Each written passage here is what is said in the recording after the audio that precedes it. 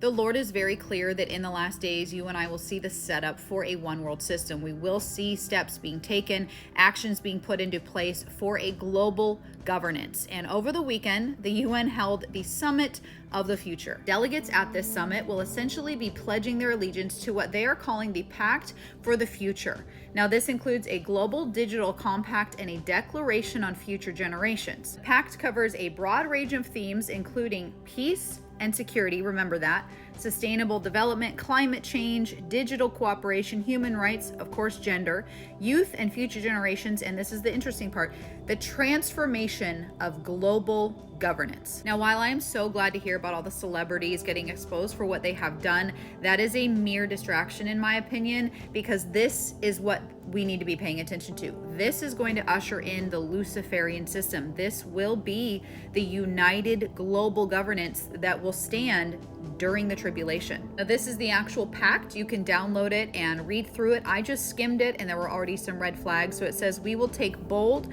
ambitious, accelerated, just, and transformative actions to implement the 2030 agenda. If you are not familiar with that, go look it up. It is very open for the public to read about all of their plans and their agenda. And it says, interesting here, and leave no one behind. Action 38, we will transform global governance and reinvigorate the multilateral system to tackle the challenges and seize the opportunities of today and tomorrow. For me, anytime they say global governance, that's a red flag. They clearly tell us what they are doing and what they plan to do.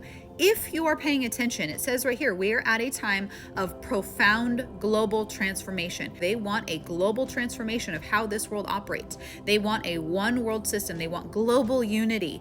And that's exactly what the Lord tells us will happen. There will be a one world government, a one world religion, a one world system.